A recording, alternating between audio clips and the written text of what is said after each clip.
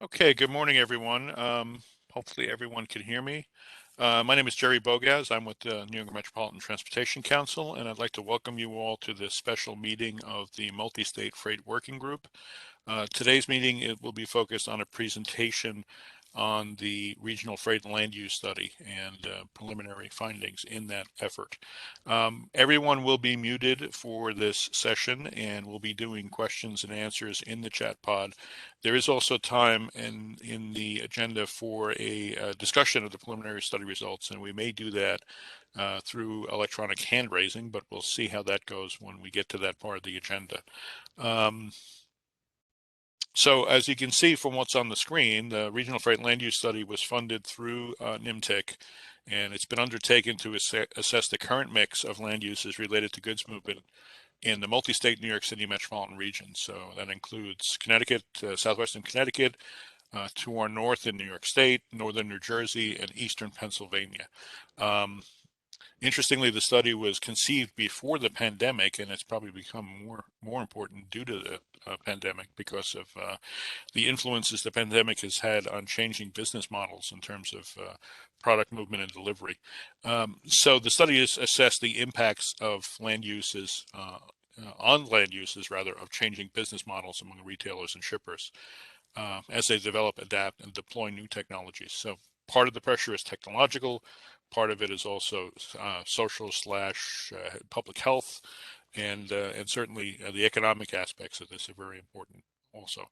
The study evaluated local, regional, and national development pressures on freight-related and industrial land uses in the metropolitan region, which includes the 10 MPOs and/or councils of government in the 4 states. The Multi-State Freight Working Group is part of the Metropolitan Area Planning, or MAP Forum, which is a consortium of those 10 organizations. And this is one of 2 working groups, the other being Resilience, that is now operating through the MAP Forum. So having said that as a way to give some context and overview, I would like to point out that Stephanie Brooks from the NIMTIC Public Affairs Office will be monitoring the chatbot and should be conveying the questions that you have at that point in the agenda. And we're going to launch into it with Chris Lamb from Cambridge Systematics. Chris has been on the consultant lead for this particular effort. He is going to put up a PowerPoint presentation on the screen and take us through where we are with regard to the preliminary findings of the land use study. So, Chris, I'm going to stop sharing and you can start sharing.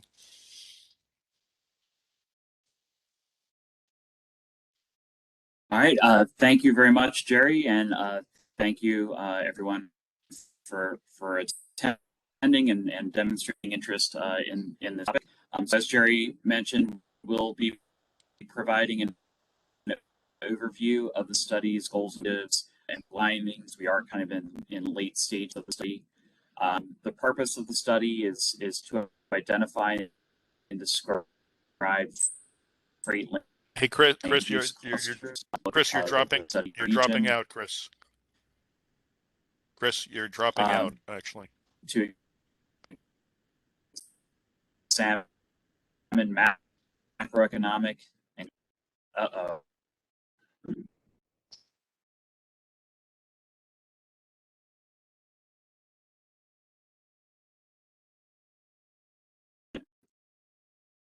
Can you hear me now? That seems better, yes. Okay. Stand by. I will dial. Sure. Okay. Okay. Good. So we want an apology of freight land uses that share common features, factors of influence, and are affected in some Chris is not way. Chris is not working at this point. And that documented and developed by the study.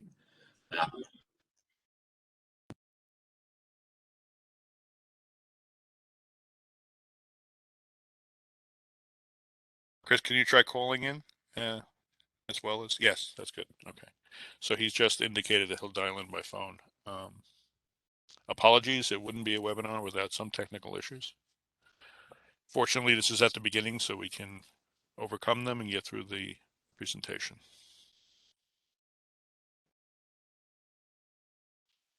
So just ask for everyone's patience while he dials in by phone and can take the presentation forward.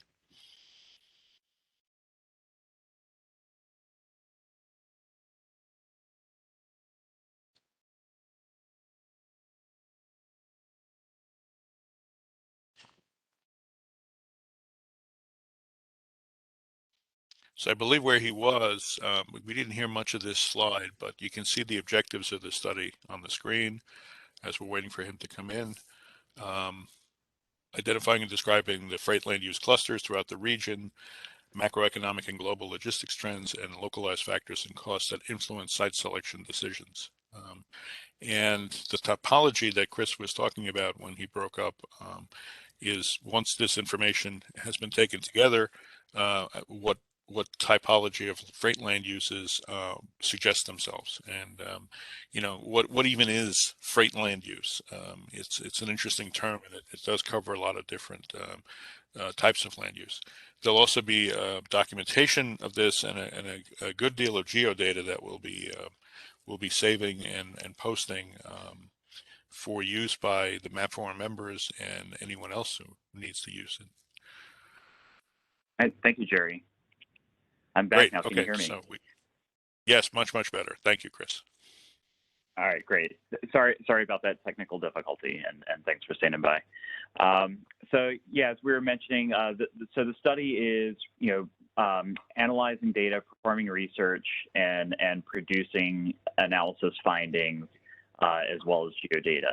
The study does stop short of making land use policy recommendations or anything like that. It's an assessment of what's happening in terms of trends, what some potential future outcomes may be, et cetera. The geographic scope of the study covers the entirety of the MAP forum multi-state region. So that includes NMTIC, who is leading the study, the 10 counties in their planning area, as well as Orange County, New York, the North Jersey Transportation Planning Authority in northern and central New Jersey, the Lehigh Valley Planning Commission in eastern Pennsylvania, and 6 of the councils of government in the state of Connecticut, in the southwestern, south central, and central parts of the state of Connecticut.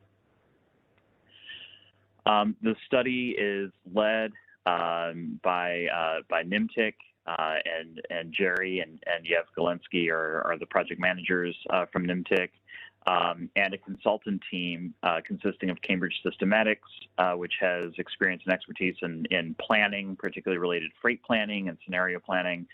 BJH Advisors is a member of the team with expertise in real estate analytics. And Arch Street Communications has been assisting with some of the outreach and stakeholder engagement. So as Jerry mentioned a moment ago, the question of what is a freight land use is itself an interesting question. So we talk about freight land use, what are we talking about? And for the purpose of the study, we've identified 3 kind of categories of land uses that are related to freight in different ways. So the first category is freight generating land uses. So this includes manufacturing facilities, industrial and warehousing. There's some commercial and flex space that generates shipments of freight, as well as agriculture. Agriculture produces, ag products, and things that are outbound shipments of freight. So these are facilities that are producing freight commodities, generating shipments of freight. We then have freight handling facilities, or freight handling land use, I should say, and that includes a lot of transportation related uses. So things like marine terminals, rail yards. air cargo airports, for example. Those are examples of land uses that that are involved in the movement of freight. So they're handling shipments through the logistics system. And then the final category identified for the purpose of the study is freight receiving. So these tend to be the destinations for freight, where the consumers or other customers are receiving shipments of freight and where those freight movements are destined. So that could include commercial, retail, or office spaces where they're receiving shipments of goods. Could include residential land uses where you have consumer households that are receiving, e-commerce shipments and things like that, as well as institutional schools, hospitals, things like that are receiving shipments of food or other supplies. So they are receiving shipments of freight. So these three categories we've mapped and analyzed and looked at where they are and what's happening. We've engaged various agencies across the region. So we've reached out to some of the counties, some of the councils of government, other entities across the study area to gather land use geodata so that we can map where the land uses in these categories are across the study area region. And this in itself was a significant undertaking because so many agencies are maintaining this data, and that land use and particularly zoning are kind of local controls. So even with some of the counties and councils of government that we reached out to, where they're getting that data from some of the localities, the municipalities that kind of have land use controls. And then in bringing the data together from all the different parts of the region, there are different land use codes and nomenclature and categories that are used in all of the different parts of the region. So we've aggregated those into this generalized list of categories: residential, commercial, industrial, et cetera. And we can see where those different land use categories are located across the region. And when we associate these with the three freight land use categories that were mentioned on the previous slide, we can start identifying where the lands in each of those categories are located. So for example, the freight generating land uses, which include the industrial and agricultural categories, are shown in this map in orange. So we see the distribution of land in those categories across the region. We can look at the freight handling land use. So this includes some of the transportation infrastructure in the region. We can see facilities like JFK Airport, the Port Authority's marine terminals on Newark Bay, the Newark Airport, some of the rail facilities and other transportation facilities located throughout the region. And then freight receiving land uses, including the residential, commercial, and mixed use and institutional categories, are distributed as shown in this map.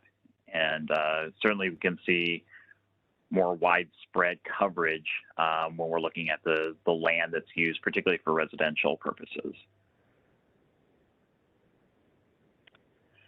The study also completed a literature review, including looking at a lot of plans and studies completed by agencies in the study area region, as well as journal articles and other documents that discussed land use trends and things, particularly in this region. But looking at some of the market trends We had kind of a period of freight sprawl in the late part of the 20th century, corresponding with suburban sprawl during that period. We had a period of losing some of our urban industrial space to residential development and redevelopment, particularly in some of our urban areas like New York City, where there was actually a decrease in the land area zoned for industrial purposes during that 2000s period, as some of the waterfront areas and other areas were redeveloped for residential and other purposes. And then certainly since the 20-teens, in a big way, we've seen e-commerce growth, and that's supporting the development of urban distribution centers to be close to consumers. There are some other themes on kind of planning themes about coordination between transportation and land use planning, better integrating freight with land use and transportation planning, and a disconnect between local land use controls and regional needs, larger scale. And then some opportunities regarding logistics hubs and ways to make freight a good neighbor in communities, and kind of balancing issues and needs where you have freight land uses and other land uses in close proximity. The study completed a market analysis focused on industrial real estate in the study area, and that looked at different categories of industrial buildings, where those buildings are located, and where development trends are happening. So this analysis identified over 36,000 industrial properties in the study area, totaling over 1 billion square feet of space. When you break it down by kind of sub-region, the 2 counties in Pennsylvania have kind of a larger proportion of buildings that are a larger size, and that's in part due to the vintage of the buildings being kind of newer buildings, and the role that some of the distribution in the Lehigh Valley has been playing in kind of the broader Northeast regional context. And you can see that on this graph that shows rentable building area by vintage when it was developed, and almost half of the industrial space in the Lehigh Valley has been built since 2000. So they have newer space and larger spaces than the other portions of the study area as a whole. We've also looked at new construction and proposed industrial building development, and where that's located across the region, and certainly seeing some of these large circles in that Lehigh Valley region with almost 15 million square feet under construction or proposed. This is as of last summer. But there are also large development sites in portions of northeastern New Jersey, the outer boroughs of New York City, and portions of Orange County near Stewart Airport. So we're seeing lots of development in many different parts of the study area. So kind of generalized land use trends over the 1990s to 2000s. We saw a lot of development of large retail distribution centers, particularly in some of the suburban and exurban or outer portions of the region, places like central New Jersey, exit 8A, and so forth along the Turnpike and in the Lehigh Valley. We saw urban brownfields being vacant or repurposed for non-freight uses. And as I mentioned before, a reduction in the urban industrial land inventory, particularly in New York City. Through the 20-teens up to 2021, we saw large e-commerce fulfillment centers and a network of smaller last-mile delivery stations being developed to support the fulfillment of e-commerce orders, as well as the distribution of those shipments and staging for delivery to consumers' doorsteps. We've seen an increase in micro warehousing and fulfillment So that's kind of smaller scale e-commerce fulfillment and preparing orders for shipment. We've seen some of that even within the footprints of brick and mortar retail stores, where orders are being packed and prepared either for delivery or for the consumer to come to the store and pick it up. And due to e-commerce and consumers' demands for things like next day or even in some cases same day delivery, there's a demand to be as close to those consumer markets as possible. So the market is really favoring investment in urban industrial redevelopment and multi-story facilities, even though those real estate and development costs are relatively high. The value of being able to offer that high level of service for reliable same day or next day delivery is worth that higher cost to a lot of companies. So we're seeing that urban redevelopment and multi-story facilities starting to show up in parts of this region. Next, we've looked at some of the drivers of change and what are some trends that are likely to have some impact on freight land use in this region, either in terms of the types of freight land uses or the demand for different freight land uses, or where and how those facilities are developed. So working with the study's steering committee, we identified a long list of trends and identified this group of 5 as kind of key drivers of potential change going forward. So the first one is e-commerce. And certainly e-commerce has grown quite a bit over the past couple of decades, going from roughly 0% of retail sales back around 1998 to 2000 timeframe. And on the eve of the pandemic, e-commerce sales had increased their share of retail sales to about 11%. Certainly saw a spike in that during 2020 when you had a lot of brick and mortar stores closed or limited in their capacity or operating hours, et cetera. So there's a big spike in e-commerce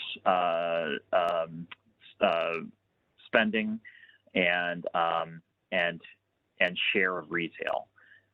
E-commerce's share of retail has come down a little bit through 2021 as brick and mortar stores were reopened, but overall spending has gone up. Consumers are spending more in-store and online than before the pandemic. So we looked at a couple of potential scenarios, a low growth and a high growth scenario. The low growth scenario would anticipate that e-commerce sales would increase from approximately 13% of retail sales as they are today to about 30% by 2050. And so that would represent an increase in sales of about 350% compared to today. And the amount of space required to stage, fulfill, and ship those orders would increase by about 250% compared to the space used for those purposes today. Now, that's not to say we need 250% more industrial real estate in the region, but of the real estate that's used specifically for the purpose of fulfilling e-commerce, it would have to increase quite a bit. And that could come in the form of repurposing existing industrial spaces, repurposing some commercial and office and brick and mortar retail spaces, and or new development. A higher growth scenario would anticipate that e-commerce would achieve 50% of total retail sales by 2050, which would increase the demand for space by over 6-fold compared to today. So where those changes in land use, or sorry, in development of fulfillment and ship center space is likely to occur in some of these industrial, agricultural, and commercial land use spaces shown in the map in orange. So the extent to which e-commerce is likely to continue to grow and demand for e-commerce fulfillment and distribution space is required, we would most likely see those that demand realized in these orange areas. The next trend is distributed manufacturing, which refers to the potential for 3D printing, three-dimensional printing, to be used to produce goods. And the potential for distributed manufacturing is that it could, if it were to take off in kind of a large-scale way, it could relocate places where certain types of goods are produced. So it could potentially facilitate the onshoring of production of some goods from overseas locations to locations within the United States. Oops.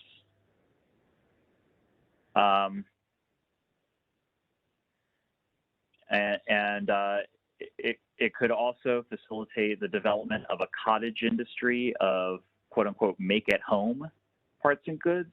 So every household, for instance, could have a 3D printer, and instead of ordering certain types of auto parts or other household supplies that are produced overseas and shipped to you, you could be producing those items at home. So if either of those, either the kind of manufacturing, industrial scale that facilitates onshoring of production that different companies develop, or the cottage industry of print at home, that could have impacts on logistics chains, where goods are produced, and the extent to which distribution and warehousing is needed to support movement of goods. The third potential outcome is that distributed manufacturing remains kind of a niche activity, in which case it would not have much measurable impact on production, logistics, and/or land use at all. The next trend we looked at was climate change and the vulnerability of the region's freight land uses to the impacts of climate change, particularly flooding and sea level rise. So if you look at the flood hazard areas as defined by FEMA, 9% of the freight generating land in the region is in a flood hazard area. 7% of our freight receiving land is in a flood hazard area.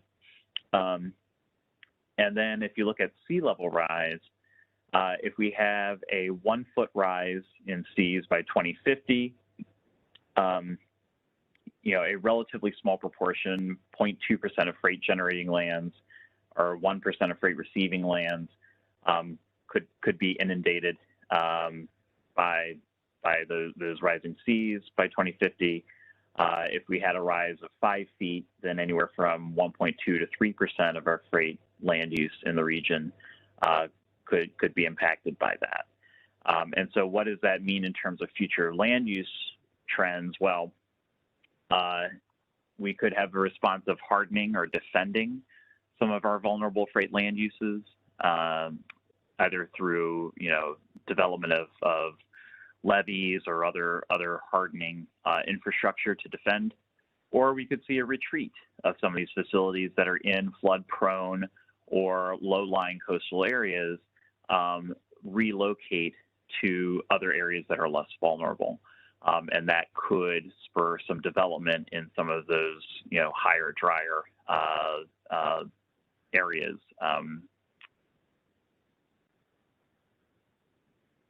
We also looked at population growth and distribution of population growth going forward. So over the past few decades, we've had a bit of a seesaw in terms of trends of where population growth happens between the suburban and exurban areas versus some of our urban core areas. During the 20-teens, we certainly saw more population growth in our urban core counties, so New York City, Hudson County, New Jersey, for example.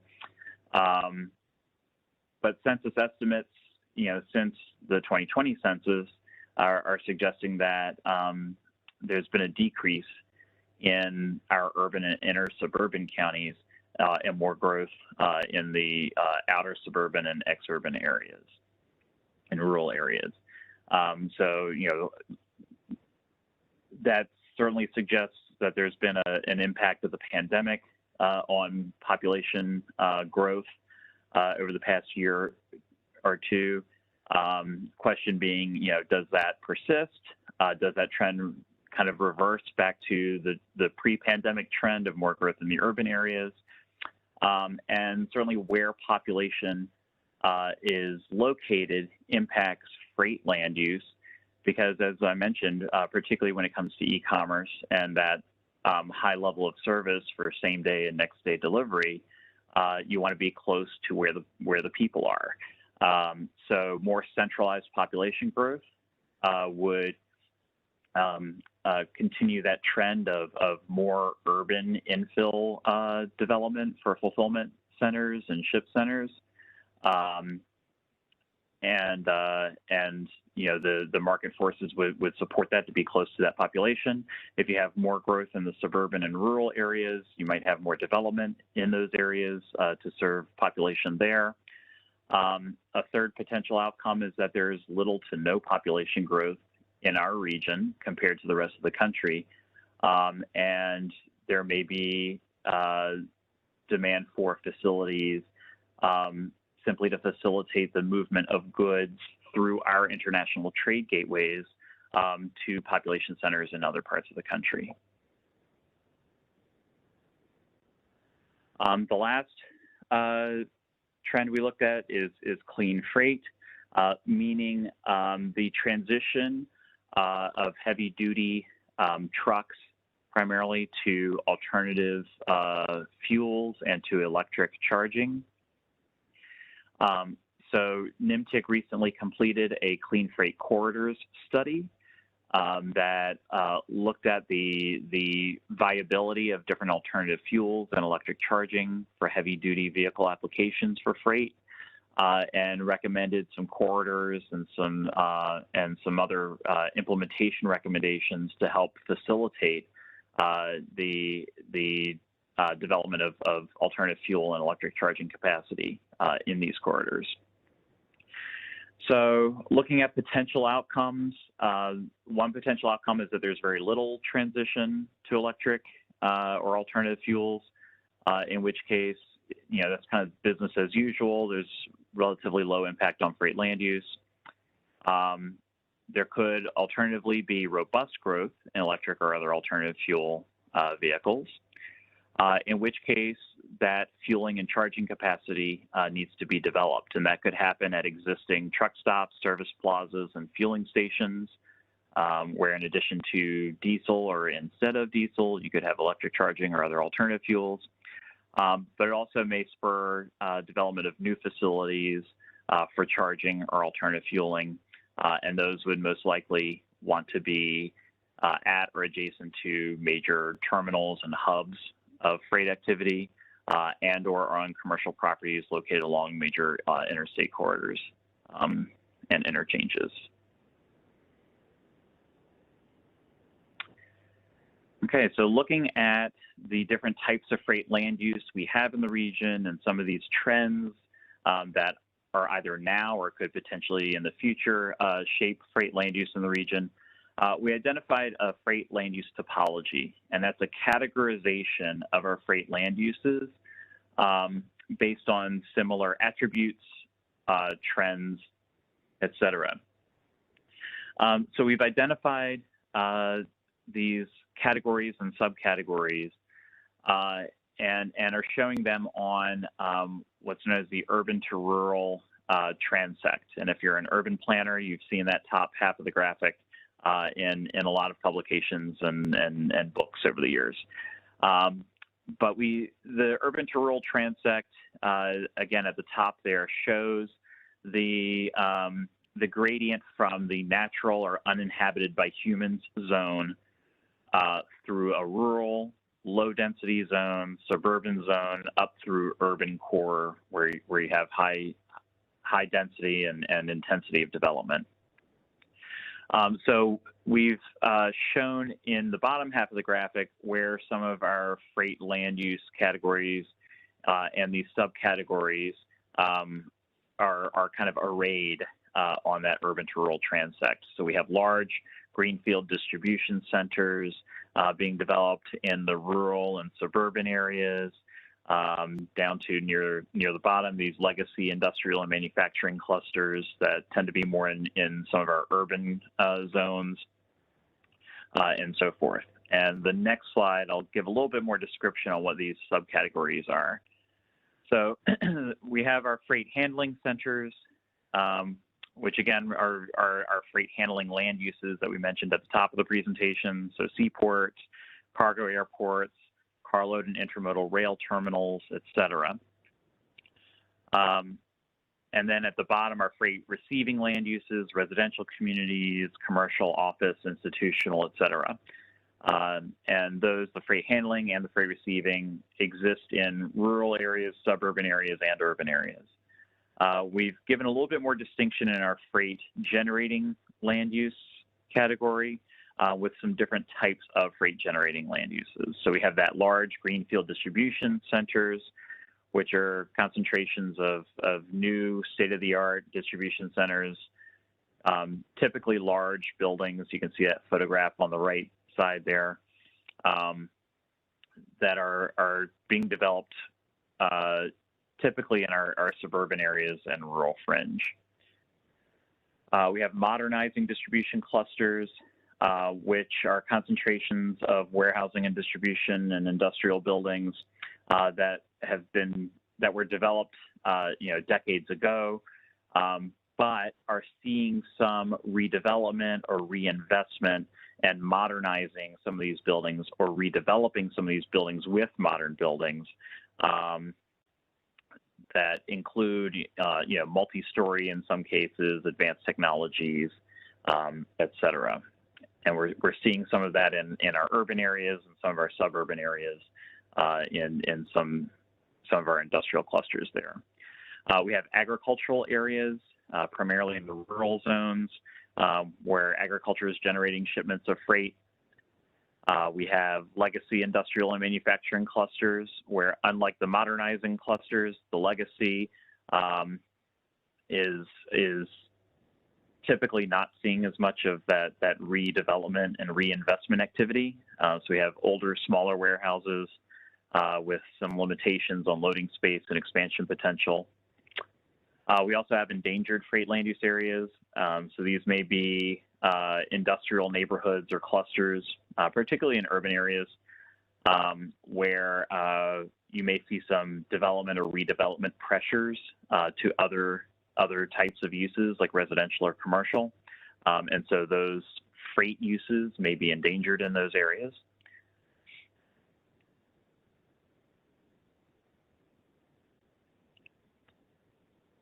And again, the photos on the right show examples of each of these subcategories.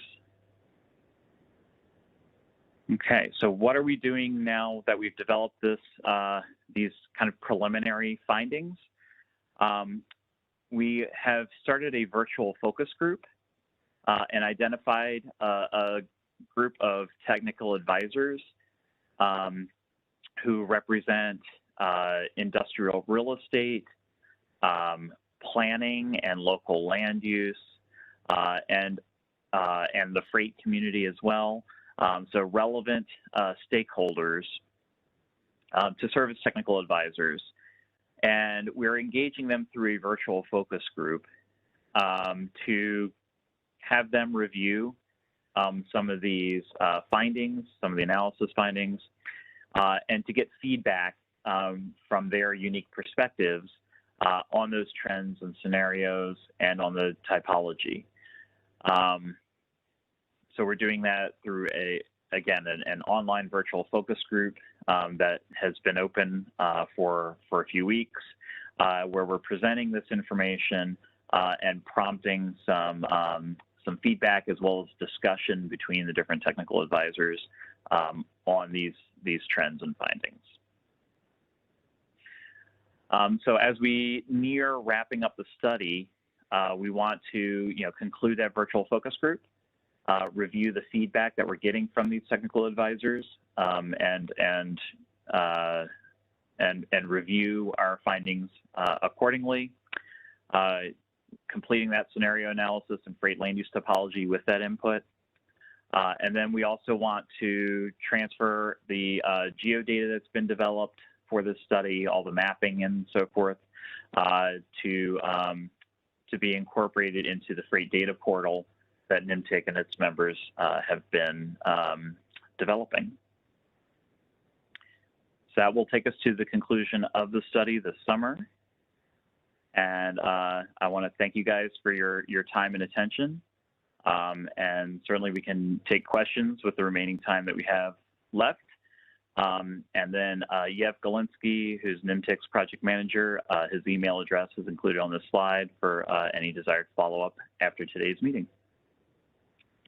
So with that, I'll take a pause to see if we have any questions. And again, thank you for your attention. And thank you, Chris. Excellent presentation. A lot of information, but done succinctly, and really gave a good view of the scope of this effort. Which again, I want to underscore one thing that Chris said. This is an assessment. It is a study, but it's an assessment of what's happening and what may happen in the future. And then, Chris, I actually wanted to take the prerogative of the first question. And if anyone else has questions, again, please enter them into the chat pod. Stephanie will be monitoring that and will convey those questions. But my question has to do with the whole area of micro warehousing. And interestingly, just yesterday, there was an article in Bloomberg City Lab about, it's called The Dark Side of 15-Minute Grocery Delivery, and the rise of dark stores that are taking over urban retail space. So it would seem that, and again, it's difficult to judge this in the context of what's going to be happening with the pandemic and how much people are going to continue to rely on e-commerce, delivery services, and so forth, if that's going to moderate in any way anytime soon. But the rise of these types of micro fulfillment centers, micro warehouses, and so forth, was the study able to really capture that in a meaningful way? And are there any thoughts beyond what the study did capture in terms of where that might go? Yeah, that's a great question. So it's certainly a trend that we've been seeing a little bit of it before the pandemic, but I think we have seen more of it during the pandemic, just with the growth of purchasing online, and also with kind of a bit of a slump that brick and mortar retail had been taking there for a while. So I think it's something that we're seeing in different forms. There's the form you're talking about with the dark stores, and also you see it in food delivery with like ghost kitchens and things where that are preparing food strictly for some of the delivery apps and so forth, and are not open for in-store dining, for example. And so we see it there where it's kind of purpose built for e-commerce service, but you also have the model that I did talk about during the presentation, where you have brick and mortar stores allocating portions of their square footage for e-commerce order fulfillment. And the example that comes first to my mind, just because I've seen it in my community, is Best Buy, where you can order online and have the order fulfilled from the local store, and either shipped to you or you can go pick it up in store.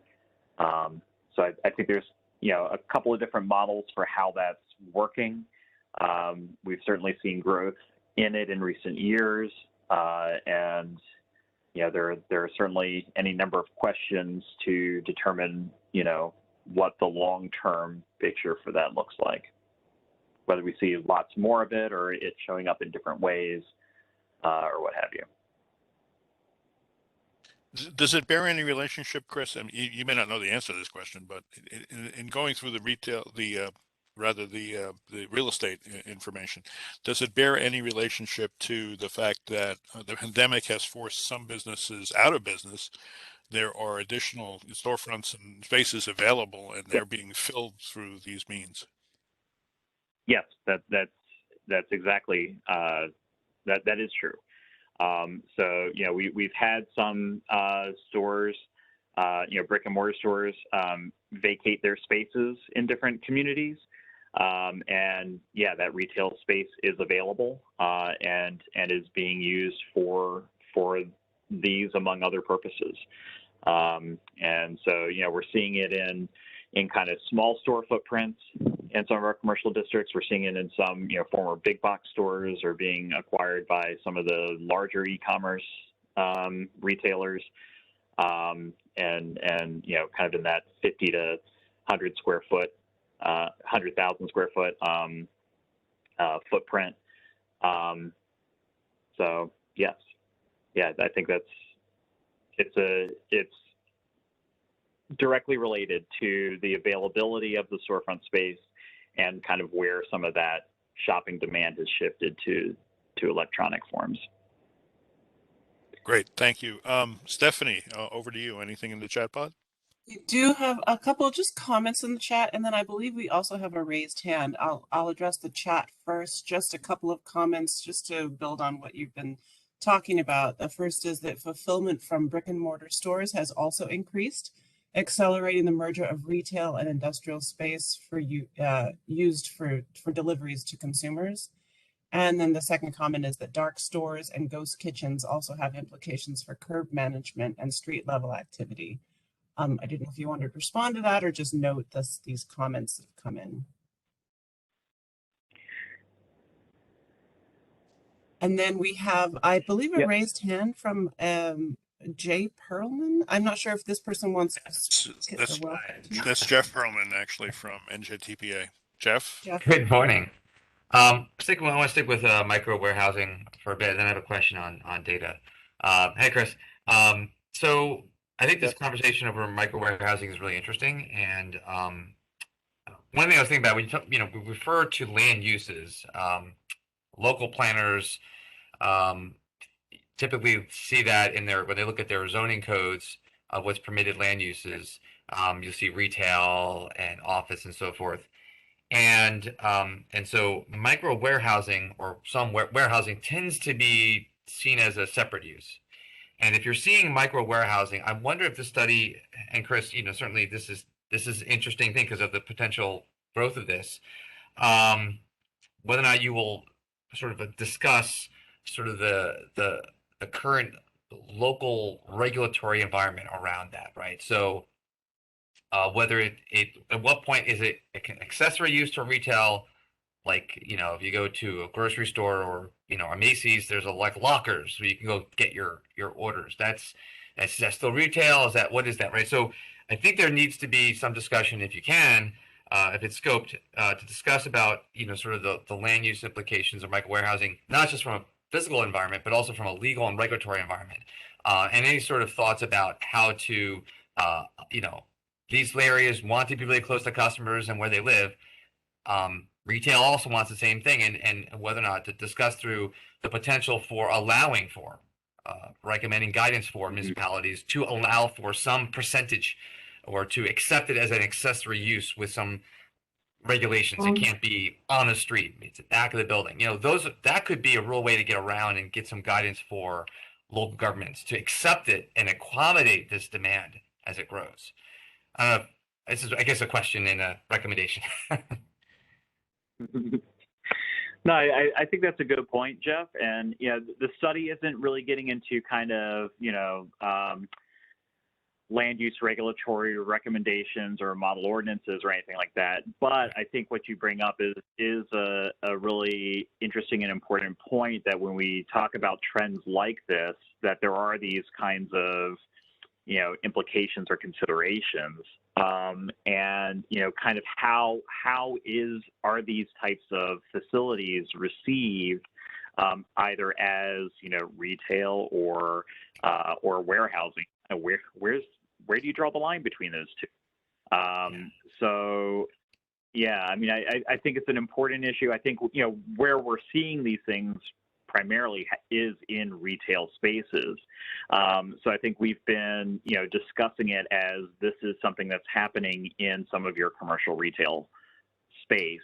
But yeah, I mean, just in terms of how land use and zoning codes, I guess, acknowledge or speak to that, I think is an interesting question. I'm not sure how deep we'll get into it, but we can at least present some of the, I guess, considerations or key themes or things like that.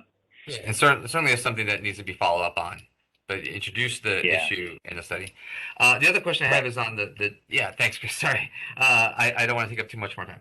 The quick question on the geo data. So, and you don't have to go back to the slides, but I did notice that, quite an effort, I'm sure. The northern New Jersey, the NJTPA region looked like it was, just from the quick scan, it looked like it was land use, land cover data, and not necessarily an aggregation of zoning. Although, certainly correct me if I'm wrong. It did look like Lehigh Valley Planning Commission looked like was more zoning zoning layer. It was a zoning layer versus a land use, land cover layer. Is that? Yeah, that's it.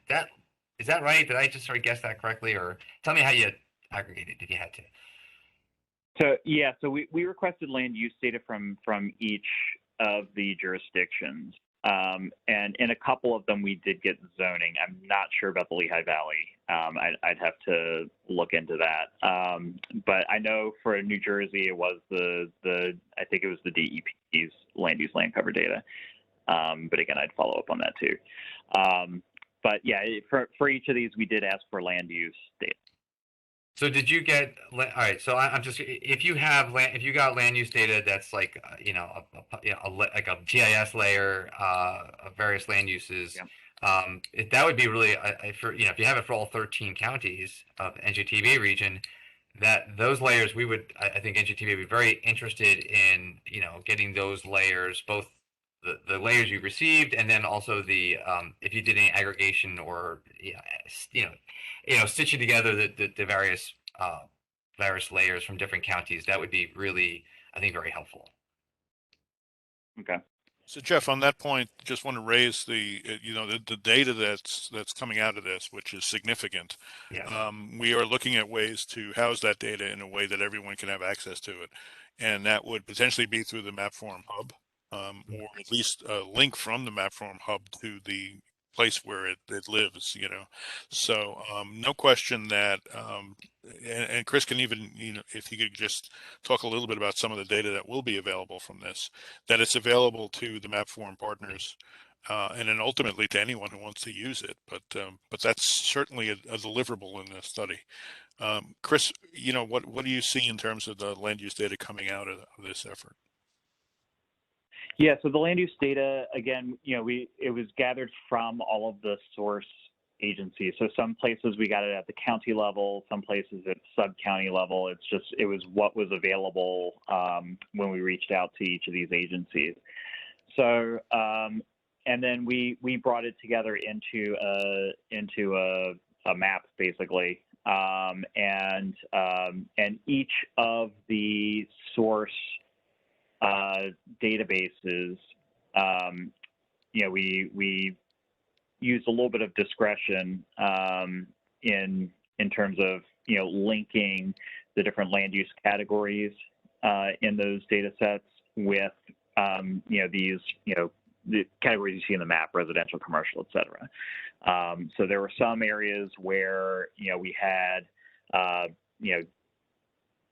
several different types or intensities of residential or commercial, et cetera. And we aggregated them. There were some that had different nomenclature and things. So we associated them as we thought it made most sense to do so. And so one thing we have is kind of that crosswalk between land use category in the source data and the categories that we've associated them with for these maps. But again, all of that data will be part of our deliverable to NIMTIC. And some of the other data products are going to be some of the analysis of the market data. So, you know, some of the data tables that summarize the industrial real estate analysis and these maps and so forth. With where, so the under construction proposed buildings, those look like they're, you know, they're georeferenced, or, you know, is that source data going to be available to the map forum members? Not all of the original source data, but analysis products of the source data. Right. So CoStar is a proprietary. Yeah. Right. So we can't give all of the raw data that's from the data vendor, but we can make available the analysis products. So the aggregations, right? Jeff, anything else at this point? No, I've taken up enough time. Sorry. Sorry about that. It's an interesting study. Great study. Yeah, thank you. There was their chat response to the micro warehouse question. Just the response from Ann Strauss-Weeder that micro warehouse modules in retail settings has come up in terms of local zoning considerations. So that's already been on the table. Just wanted to note that response. Thank you, Stephanie. Is there anything else in the chat pod? Nope, that is it. Okay. Just a word on where this is heading. Chris, if you could just go to the next steps page quickly. So yeah, we do have more work to do to finish this up. I mean, our target is basically the summer to have this all done, and to one of the things that NIMTIC staff's going to do again is to find a place for this information to live, so that it's accessible A, to the map forum partners, and then B, to anyone who wants to use it through the map forum hub, and which is linked to the NIMTIC website, and so on and so forth, and other websites throughout the region. So we will be taking the input from the virtual focus groups. As Chris indicated, the scenario analysis and typologies will be completed using that input, and then we'll have to transfer all that data, which that'll be an interesting exercise, right, Chris? The result here is multifaceted in terms of the information that will be coming out of this effort. There was just something in the chat pod about the PowerPoint being available for us to download, and the answer is yes. We are recording this session. We will post something for that. We'll have a PDF of the PowerPoint for everyone. So that'll go on the map forum. I'm sorry, that'll go on the NIMTIC website initially, but then will be shared around with all the map forum partners. So with that, I think we're down to the last 2 or 3 minutes. So I want to thank Chris again for an excellent presentation. Thank you, Stephanie, for moderating as well as you usually do, and for all the participants, thank you for your time today. We're happy that this is drawing to a conclusion, but we're happy that this information has been revealed and that it can be used in the future. We're looking at a very dynamic situation with regard to freight land use and goods movement in general, and it behooves us all to be smarter about it. So thank you all, and have a good rest of the day, and stay safe, everyone. Take care. Thank you. Be well, everyone.